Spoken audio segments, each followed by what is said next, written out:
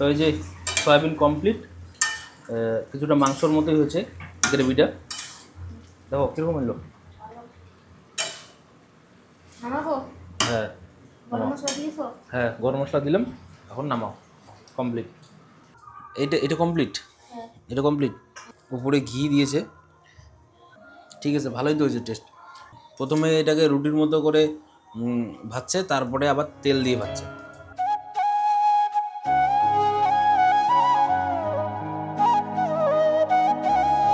তো ঘড়িতে বাজে 12:30। আজকে একটু লেট আমাদের বাড়িতে। কি চলছে? ভাজা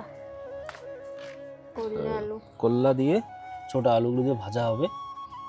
আর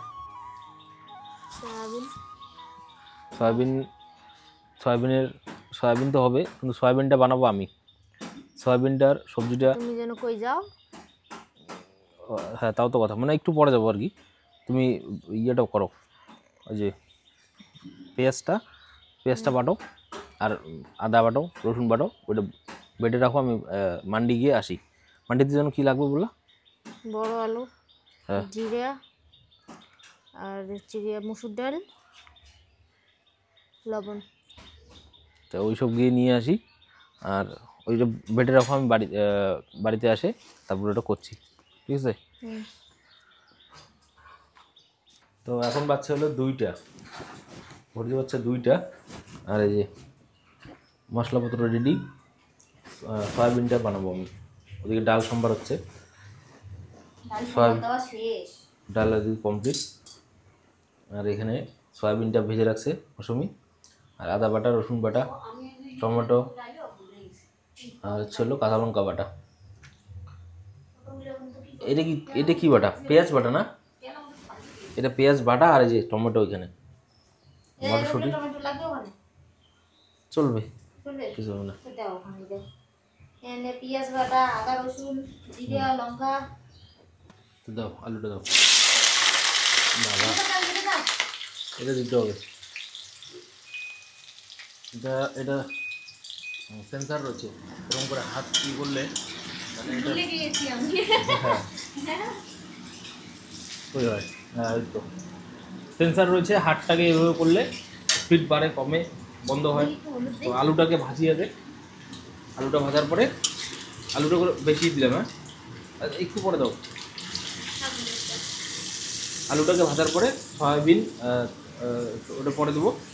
আগে পেঁয়াজটা ভেজে এইসব ভাজার পরে তারপরে সয়াবিন দিয়ে দেবো। আর রান্না বান্না হলে, খাওয়া দাওয়া হলে আমি যাবো আজকে কুচবিহারে। যাই, আর কয়েকদিনই আছে। তো ওই পাশের বাড়ি দাদা বলছিল কুচবিহারে যেতে, ওর একটু কাজ রয়েছে। তো আমিও গিয়ে আমার ওই যে ব্যাগটা যে রয়েছে, ল্যাপটপের ব্যাগটা আমার দরকার রয়েছে কিছুদিন পরে।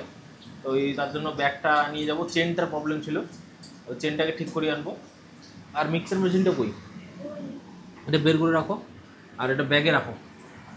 ওটা মিক্সার মেশিনটা নিয়ে গিয়ে ঘোষানিমাটিতে একটা মেকারকে দেখাই, ওখানে মেকারগুলো ভালো। তো ওই মিক্সার মেশিনটা কয়েকদিন আগে নষ্ট হয়ে গিয়েছিলো, ওটা গিয়ে ঠিক করে আনি। তো যেহেতু সয়াবিনের তেল থাকে না, চিকেনের তেল থাকে। রসুনটা দিয়ে দাও। হ্যাঁ, চিকেন রান্না করার সময় চিকেনের মধ্যে এক্সট্রা তেল থাকে, তো তেলটা দিয়ে রান্নাটা ভালো হয়। তো সয়াবিন রাঁধতে গেলে কিন্তু প্রথমে যে তেলটাকে কিন্তু ভালো মতন দিতে হবে, বেশি করে একটু তেল দিতে হবে। সয়াবিন অনুযায়ী তেল বেশি দিলে তাহলেই সয়াবিনটা কিন্তু ভালো হবে। তো এই মানে জিরে, তারপরে শুকনো লঙ্কা, তেজপাতা, যেমন করে মাংস বানানো হয় ওইভাবেই ভাজাটা হলো। তারপরে এখন ওই যে পেঁয়াজটা দিয়ে আর বাকি মশলাপাতি দিয়ে এটাকে ভাজা করে মাংসর মতোই, মাংস যখন দেওয়া হয় সয়াবিনটা দিয়ে ওটাকে একটা গ্রেভি টাইপের বানানো হবে। সয়াবিনের ভাজাটা আজকে ভালো করতো, ভাজাটা ভালো হয়েছে। সয়াবিনের ভাজাটাও কিন্তু ভালোভাবে করা মানে লাগবে ভালো করতে গেলে। ভালো তেল, মানে বেশি করে তেল দিয়ে কিন্তু সয়াবিনটাকে আগে ভালো করে ভাজতে হবে। হ্যাঁ, গরম জল দিয়েছিলেন? গরম জলে সেদ্ধ করার সময় গরম জলে একটু লবণ দিতে হবে। তারপরে সেদ্ধ হওয়ার পরে ভালো করে চিপে ওটাকে রাখতে হবে। তারপরে বেশি করে তেল দিয়ে সয়াবিনটাকে ভাজতে হবে, তারপরে গিয়ে সয়াবিনটা ভালো হবে। প্রসেসগুলোকে মেনটেন করতে হবে দিয়ে দেই ভালো বানাতে গেলে। টমেটো দিয়ে দেই হ্যাঁ দাও, টমেটো, মটরশুঁটি।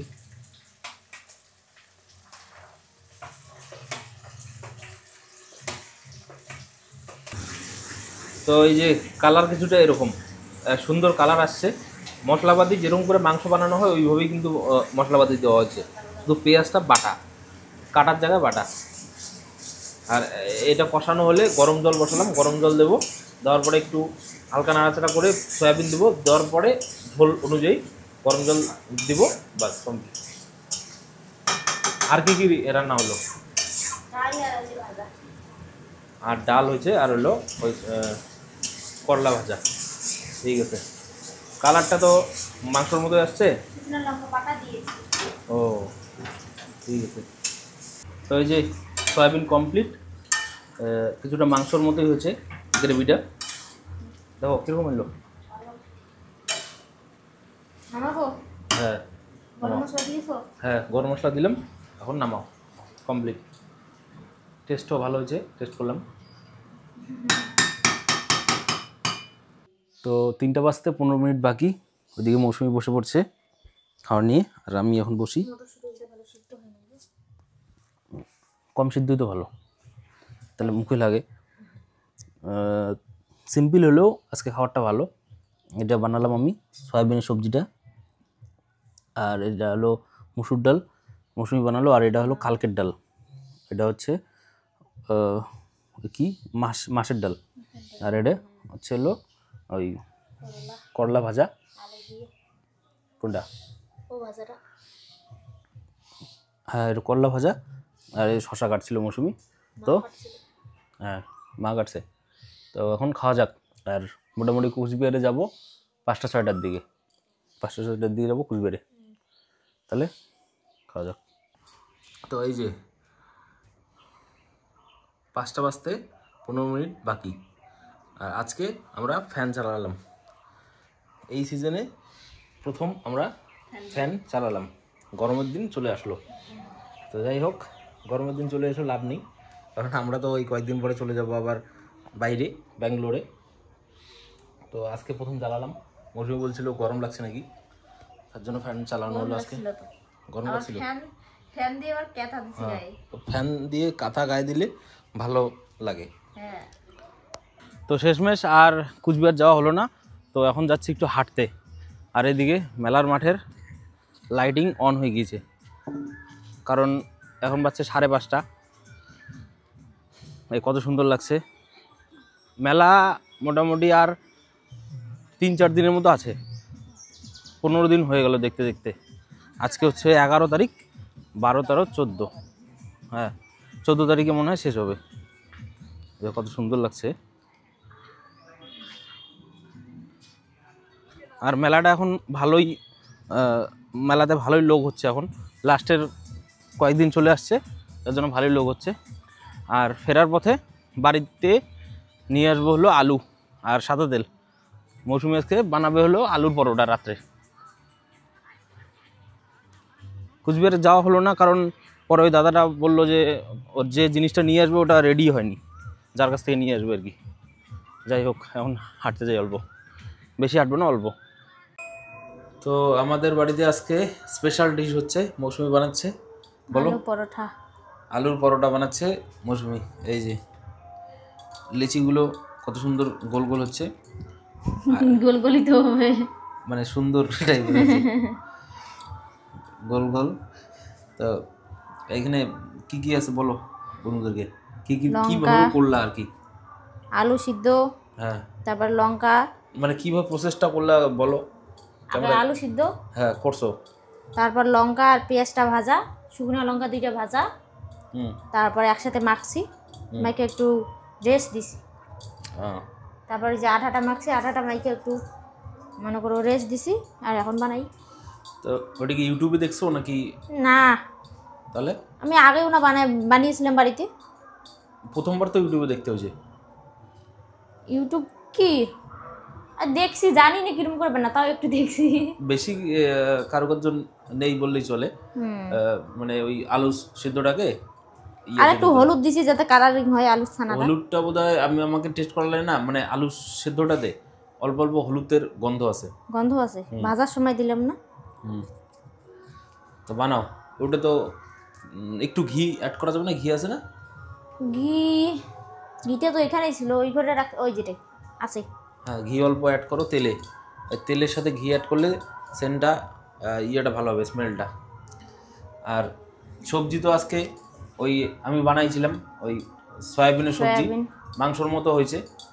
ওর জন্যই মাংসর মতো টেস্ট হয়েছে, দেখতে মাংসর মতো ফাটাফাটি হয়েছে। আর ওই যে আর কি রয়েছে, ডাল রয়েছে হলো মুসুর ডাল দিয়ে আলুর পরোটা। দেখা যাক কীরকম হয়।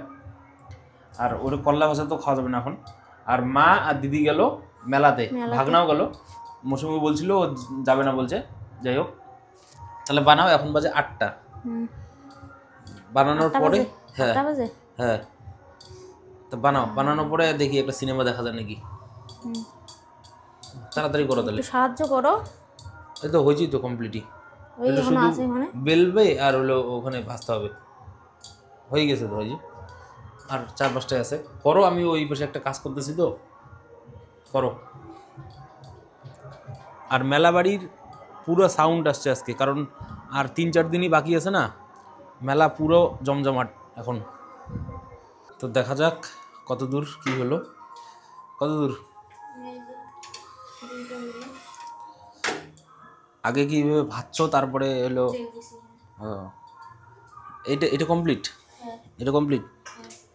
একটা খেয়ে দেখি কীরকম। উপরে ঘি দিয়েছে,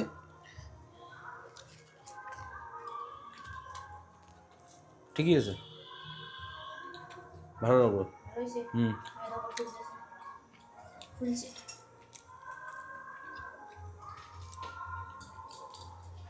তুমি যে বলছিলে এটা ফোলে লুচির মতন, কোথায় তেল দিলে ফুলবে?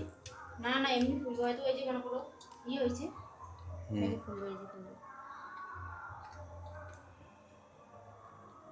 ঠিক আছে, ভালোই তো হয়েছে টেস্ট। তা এটা আমি খেতে থাকি, তারপরে টোটাল বানিয়ে নিয়ে এসো।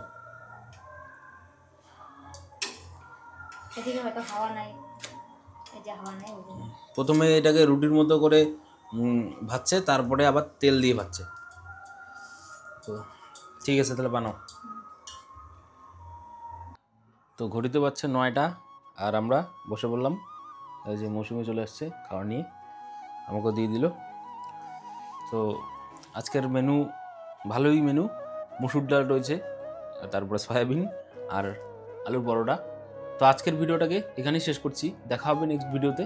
ততক্ষণ ভালো থাকবেন, ধন্যবাদ।